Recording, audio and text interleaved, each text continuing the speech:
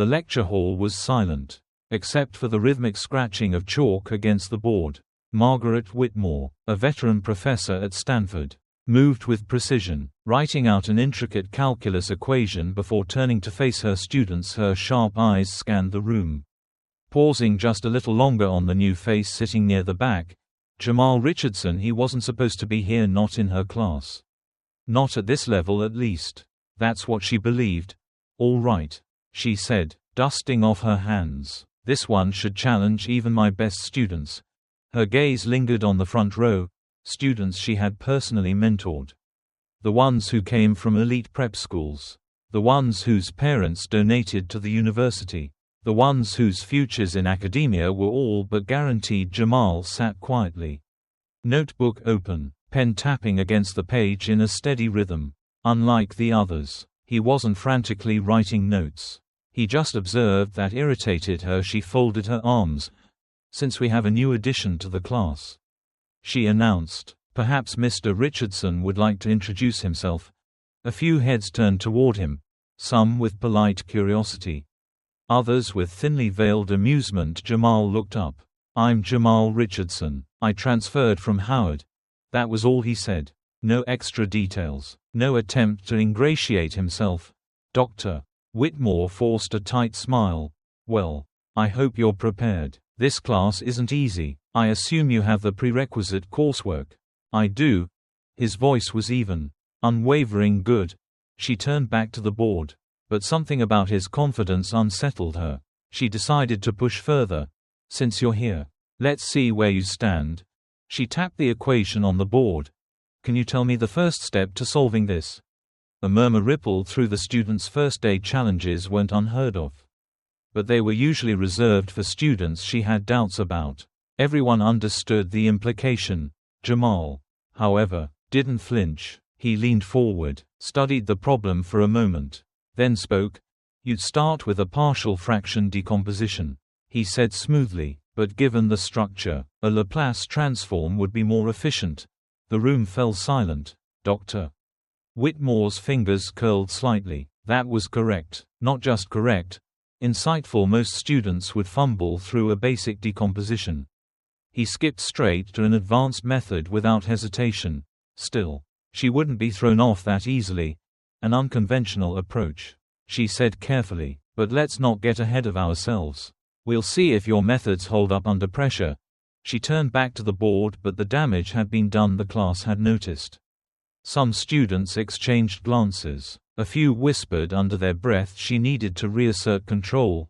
"All right," she said briskly, "let's move on." But as she continued the lecture, a thought lingered in the back of her mind. This wasn't over, and Jamal knew it too. He was ready. Dr. Whitmore moved on, but her mind was still on Jamal. His answer had been too quick, too precise. She had seen students like him before, the ones who came in thinking they were special, thinking they could shake the foundation of her class. Not this time. She scanned the room as she continued the lecture, her eyes flicking back to him every so often. Jamal sat with the same quiet confidence, pen tapping lightly against his notebook. He wasn't showing off, wasn't smug, wasn't even trying to prove anything that bothered her more than it should have. She adjusted her glasses and turned toward the class. "All right. Let's see if you've been paying attention. Who can tell me the significance of this transformation in real-world applications?" Hands shot up, mostly from the front row. The usual students. She ignored them. "Mr. Richardson." Jamal looked up from his notes. A few students turned to watch. She had called on him again twice in the first 20 minutes of class. That wasn't normal. Jamal set his pen down. "It's used in signal processing, engineering models, and differential equations," he said, "but in this case, you're using it to simplify an otherwise complex integral." Her jaw tightened. That was right. She nodded stiffly and turned away. "Moving on."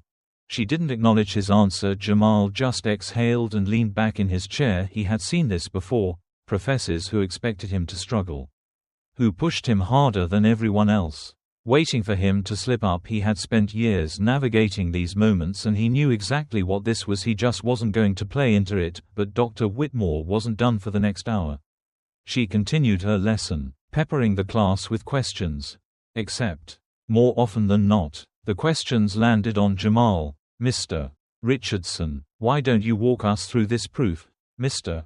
Richardson, do you think that's the most efficient method? Mr. Richardson, can you explain why that approach wouldn't work? By the third time, the pattern was impossible to ignore. A few students exchanged glances, some smirking, others shifting uncomfortably in their seats. Even those who had been amused at first started to realize what was happening. Jamal, however, didn't react. He answered each question without hesitation, without a trace of frustration. If anything, he seemed unbothered, and that infuriated her. By the end of class, she was no closer to catching him off guard than when she started. She capped her marker and turned to face the students. We'll pick up from here next time. Read chapters 4 and 5 before Monday. Chairs scraped against the floor as students gathered their things. A few lingered, whispering to each other. Jamal slid his notebook into his bag and stood as he reached the door. Dr. Whitmore's voice stopped him. Mr. Richardson. He turned. She folded her arms. You seem prepared for someone who transferred in late. Jamal met her gaze. Unreadable. I study. A pause. She didn't like that answer. Well, she said, her tone cool. Let's hope you can keep up. And then she turned away, dismissing him as if the conversation had already ended. Jamal didn't say anything. He just nodded once and walked out, but she wasn't the only one watching. Someone else had noticed, and soon she was going to regret underestimating him. The next class was packed. Word had spread. Drive. Whitmore had singled out Jamal, and he hadn't flinched. Now, students were curious. Was she going to try again? Would he slip up? Or was there something different about him? Jamal walked in as he always did, calm, focused, unbothered. He took his seat, flipping open his notebook while conversations hummed around him at the front of the room. Dr. Whitmore was already writing on the board. Long, complex expressions stretched across the surface, the kind that made even the brightest students pause. She capped her marker and turned. All right, she said, scanning the room. This problem will require everything we've covered so far. It's advanced, time-consuming. Even professionals struggle with it. She paused, then looked directly at Jamal. Mr. Richardson, she said, her voice smooth, calculated. Since you seem to enjoy participating, why don't you take a crack at it? A hush fell over the room. Jamal set his pen down. His expression didn't change, but there was something in his posture, a shift, a quiet readiness. A few students exchanged glances, some smirked, sensing a trap. Others looked almost uncomfortable. They knew what this was. She wasn't just calling on him, she was setting him up. But Jamal stood unfazed and walked to the front. Dr. Whitmore stepped aside, arms crossed, watching. He studied the board for a few seconds, then, without hesitation, he picked up the marker and started writing. Not slowly, not cautiously, with certainty. At first, no one reacted, but then, the class started to notice the way his hand moved, fluid, precise. He wasn't pausing to think, he wasn't second-guessing, he was solving it. The whispers started. Wait, is he actually? Hold on. I thought this was supposed to be impossible. Jamal kept writing line after line, reducing, restructuring, eliminating unnecessary steps. The entire room was locked onto him now. Even Dr. Whitmore's expression had shifted. Her usual sharp confidence was replaced with something else. Minutes passed. Then, without any dramatic flourish, Jamal capped the marker, stepped back, and turned to face the class. The equation was solved. Clean. Efficient. Beautiful. A heavy silence filled the room. One student muttered under his breath, "No way." Another blinked at the board, still processing what had just happened, and Dr. Whitmore, for the first time, looked caught. She stepped forward, reading through his work, searching for a mistake, an oversight, anything to pick apart, but there was nothing. It was flawless. Jamal didn't say anything. He didn't gloat, didn't smirk. He just stood there, waiting. Dr. Whitmore slowly turned to him. Her face was unreadable, but her eyes told the truth. She had underestimated him badly. And worse, the entire class saw it. She cleared her throat. Well, she said carefully, that's certainly an unconventional approach. A weak attempt to reclaim control. But then, someone in the back of the room shifted. Then stood a voice, smooth and authoritative, cut through the air.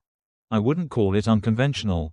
Heads turned. Jamal glanced over and saw a man he didn't recognize, mid-50s. Sharp suit, a presence that commanded attention. The murmurs started again. Wait, is that's Dr. Adler, the MIT professor. Dr. Whitmore's posture stiffened. She hadn't expected him to speak. Dr. Adler took a few steps forward, looking at the board, then at Jamal. His expression wasn't one of surprise, it was approval. I'd call it exceptional. And just like that, the entire balance of power in the room shifted. A murmur swept through the class. Dr. Adler wasn't just any professor. His name carried weight, a leading mathematician from MIT. Known for his contributions to applied calculus and advanced theoretical models, and he was looking at Jamal with something rare, genuine respect. Jamal kept his expression neutral, but he felt the shift in energy. Dr. Adler stepped closer to the board, studying the solution. He pointed at one section, nodding slightly. This step here, he said, tapping the equation with his knuckle. Most would take 3 or 4 extra steps to get there, but you bypassed the unnecessary transformations. Jamal shrugged. Seemed inefficient. Dr. Adler let out a low chuckle. It was. But I haven't seen many students recognize that. Especially not in real time. More whispers. Dr. Whitmore's fingers curled at her sides. She could feel the control slipping from her grasp. Mr. Richardson, she interjected, her voice tight. This isn't a competition. We value all approaches in this classroom. Dr. Adler turned to her, his gaze level. Of course. But let's be honest, Margaret. He gestured at the board. That's one of the cleanest solutions I've seen from a student in years. Jamal felt the weight of dozens of eyes on him, some impressed, some envious, some just shocked. Dr. Whitmore forced a smile. Yes. Well, one solution doesn't make a mathematician. Dr. Adler raised an eyebrow. I'd say it's a start. He turned back to Jamal. Where'd you learn to think like this? Jamal met his gaze. My dad. He said simply. He's an engineer. He taught me when I was a kid. Always told me to find the simplest path before I start solving. Dr. Adler nodded. Smart man. Jamal just gave a small nod in return. Dr. Whitmore was losing ground fast. And she knew it. She needed to regain control, to remind everyone who was in charge. Well, she said briskly, erasing the board, this has been an interesting exercise. But let's refocus. We have a lecture to continue. A weak attempt. The students weren't paying attention to her anymore. Dr. Adler wasn't paying attention to her anymore. He was still watching Jamal, and then, casually, like it was nothing, he said, have you ever considered applying to MIT? Silence. Jamal blinked. What? Dr. Adler shrugged. You've got a way of thinking that's rare. We could use minds like yours. The murmurs swelled. Jamal stared at him, unsure how to respond. Dr. Whitmore stepped forward quickly. Dr. Adler, with all due respect, this is highly irregular. He turned to her, unfazed. So is talent like this? A few students stifled gasps. Jamal kept his face unreadable, but inside, something shifted. He had spent years proving himself, years dealing with people like Dr. Whitmore, people who expected him to fail, but now, standing here, in front of everyone, he was being offered something he hadn't even dared to consider an opportunity, a real one. Dr. Adler handed him a card. Think about it, he said simply, and if you're interested, give me a call. Jamal took the card. It felt heavier than it should have. He nodded once. I will. Dr. Adler smiled, then turned to leave. But before he did, he glanced back at Dr. Whitmore. Margaret, he said, his voice smooth, almost amused. Looks like you might have misjudged this one. And then he walked out. The class was never going to see her the same way again, and she knew it. Dr.